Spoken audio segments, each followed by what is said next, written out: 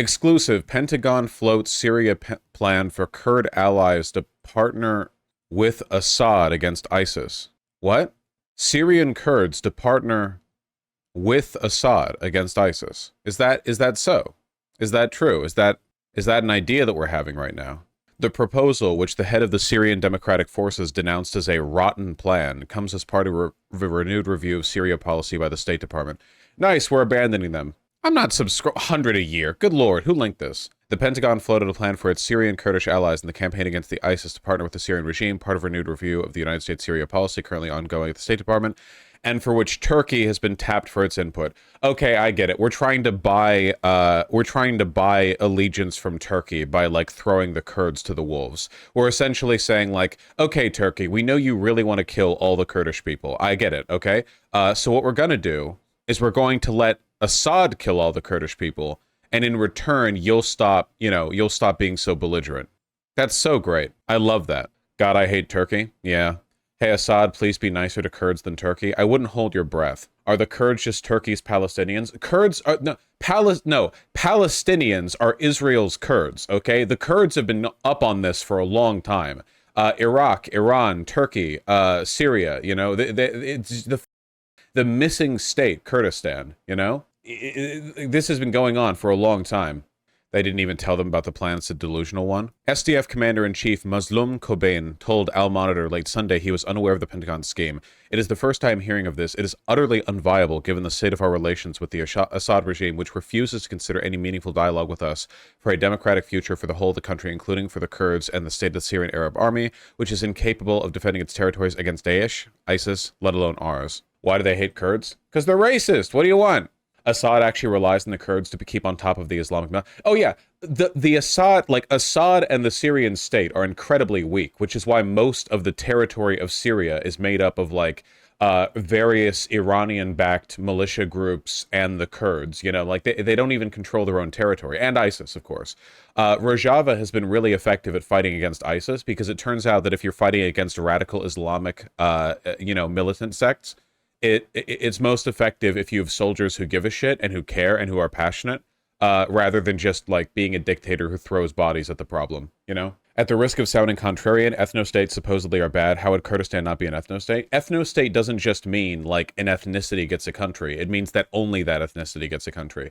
Based on the way Rojava is governed, they would probably end up being the most democratic state in the Middle East, including Israel, like by far. There's nothing wrong with the idea. Like, the Kurds have essentially had, like, an ancestral state going back centuries, and they're mistreated in every country they're a part of, right? Like, they're literally right there. It's not even like a Jewish thing or whatever, where Jews are mistreated everywhere, but then to do their homeland thing, you have to go all the way back to Israel, like go from Europe to Israel or whatever. The Kurds are right there. They're in the area, it's right there. And it would probably be a hell of a lot better than any of its constituent states, Though I guess it's not very difficult to outdo Turkey, Iran, Iraq, and Syria in terms of, like, making a better state. But this is why every one of these countries hates the Kurds, because they know the Kurds are... Jesus, Benjamin.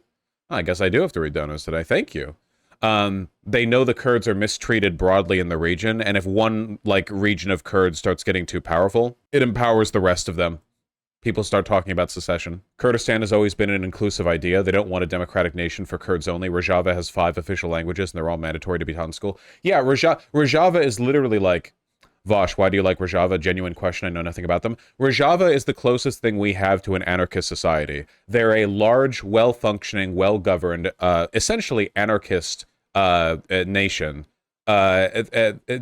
Given where they are, they are highly feminist, they are secular, they have a parallel council that is run by women, so they can give counsel on women's issues and vote in tandem with the existing government. They're based and red-pilled on pretty much every international issue I've seen them speak on, with them offering solidarity to other leftist movements around the world. They're incredibly effective at fighting against ISIS. They have a highly trained, militarized constituency that fights back very effectively against ISIS. We fought with them against ISIS. That's why American troops are there in Syria. And that's why we're trying to throw them to the wolves now. Because we worked alongside them to fight against ISIS. They also fight against Assad, the local dictator. They've been very effective and very good. So communists hate them. Communists hate them. Yes. Turkey hates them. Iran hates them. Iraq hates them. Syria hates them. Like, Syria currently controlled by a dictator where most of Syria's territory is kind of like up in the air.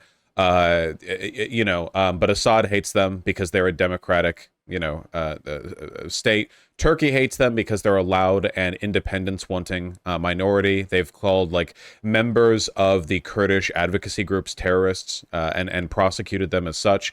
Iran does the same. In fact, the current hijab protests that have been going on in Iran for a little over a year happened because the police brutalized and killed a Kurdish woman for not wearing her hijab. The woman that the morality police abducted and killed in custody, beat to death, that was a Kurdish woman.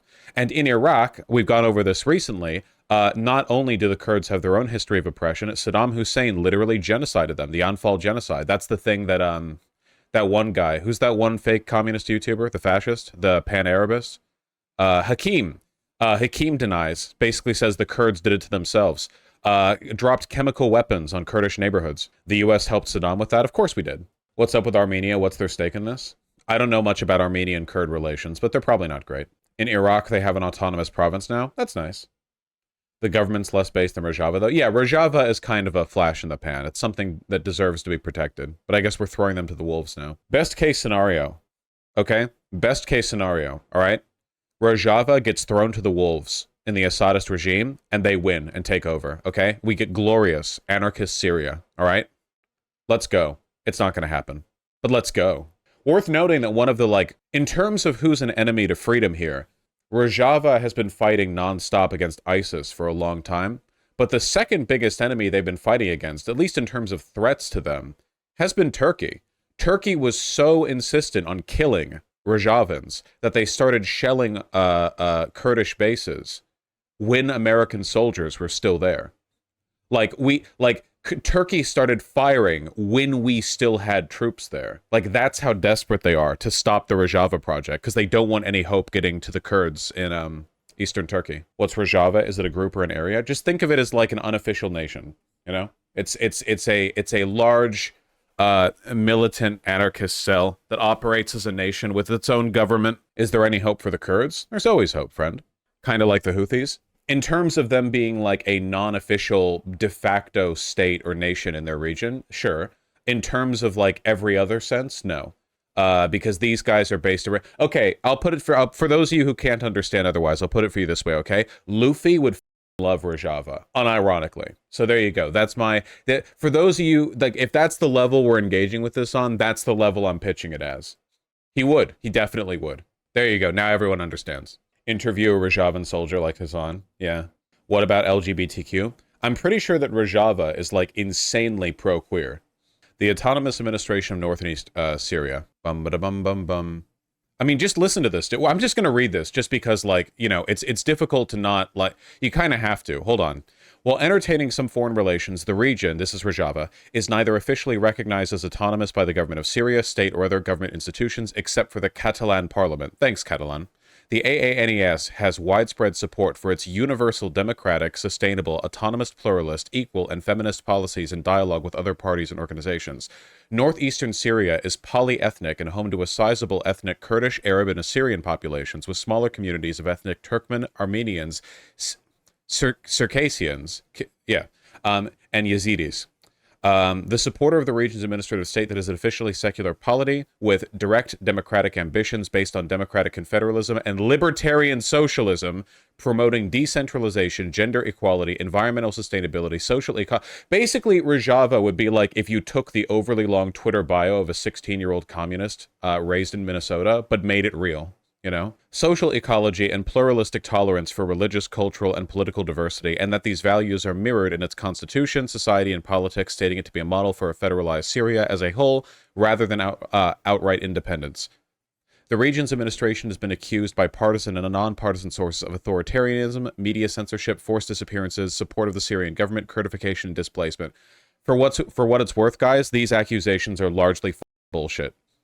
Kurdification is like the Turkish term for Kurds aren't second-class citizens, and support of the Syrian government is nonsense. These are like, keep in mind, every government in the region despises Rojava and wants them dead. So they'll come up with literally like any random like Kurdification and siding with the Syrian government, you know?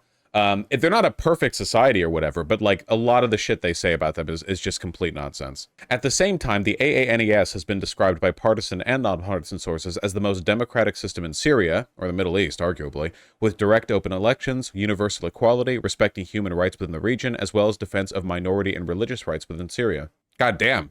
Rojava has by far the highest average salaries and standard of living throughout Syria, with salaries being twice as large as in regime-controlled Syria. Following the collapse of the Syrian pound, Rojava doubled salaries to maintain inflation and allow for good wages. God damn. Exactly, Sherlock Smoke. Literally. Well, Syria did, at least, yeah. Or does, I guess. Anyone who has been to Rojava can tell you those accusations are bullshit. Yeah, I don't mean to certainly like any government, they have done bad things, right? I've seen some of it. But first of all, like, if the bad stuff they've done pales in comparison to every other thing done by the other governments in the region. Like, it's not even remotely close. You know what I mean? It would be like, basically Rojava went into a, like, fetid like rot cave and produced a high quality burger, and people are complaining about it because it doesn't compare to like a 3-star Michelin restaurant or whatever. It's, you know, it's so good. Is there a prospect of them becoming a real country? I don't know. It seems like the United States wants to throw them to the wolves a little bit. I don't know. Maybe not. I don't know. Maybe we'll just kill them. You know, whatever, dude. It's just like the closest we've gotten to actual communism, like ever, basically. Not kidding when I say that, but you know, whatever. Why hasn't America Fed-posted Rojava into the stratosphere? I don't know what you mean by that. That was kind of a jumble of buzzwords. Oh yeah, here's Rojava. There you go. There's queer rights. Why do we let them exist? Because we don't consider them a threat. Even now, we don't consider them a threat. This isn't like a containment strategy thing. I think the State Department has mostly, like, enjoyed their presence as an effective martial force against ISIS. I don't think it would be an exaggeration to say that Rojava has probably been the single most effective fighting force in the world against ISIS or anything else like it. Boko Haram, Daesh, you know, whatever, you know, however you want to go about that. I don't think any other group has been that effective. What do you think about the Zapatistas / the EZLN? Okay, the problem with these is that, like, how many people are even in the Zapatistas? Aren't they tiny? Rojava has hundreds of thousands of people who are actively fighting and, like, developing. The problem is that the Zapatistas are mostly just, like, an antiquated tiny holdout, you know? Like, the Mexican government doesn't think they're worth the time and the effort, and that's probably true, but they're kind of... I think that the Zapatistas are mostly, like, I don't know, they're just like a regional quirk. You know, they don't represent any kind of burgeoning or developing socialist movement. Whereas Rojava has been incredibly active. 300,000 people are under the area of control. Yeah, but how many people are part of the group, right? The Rojava, you know, their government is a lot more. There's a lot more direct engagement, I think. If you're in Rojava, it's not just like you're under their protection or whatever. About 7,000 active participants in militia. Yeah, that's not that many. 3 million people live in Rojava. God damn. Both can be cool. Yeah, I'm not saying the Zapatistas aren't cool or whatever. I'm just saying that, like, Rojava is such a uniquely influential and powerful, you know, group. Incidents. Rojava also released their new social contract. It's so based. Ooh, I like the little graphic that plays when you open this website. Ooh, look, guys, look at this. Check it out. Oh, it didn't play again. It did, like, a little lines and stuff. Wow, mucho texto. The Democratic Autonomous Administration develops the societal economy for women, eliminating the exploitation of women. Woke! Ensuring women's freedom and rights society and gender equality. Woke! Woke bullshit. Can't believe the feminazis got to northeastern Syria. Are they adding pronouns? Pronouns! Wait, he didn't say it like that. Pronoun! I don't know. I forget. It's been too long. I can't believe critical race theory spread to Rojava. Yeah. Is nowhere safe from wokeness?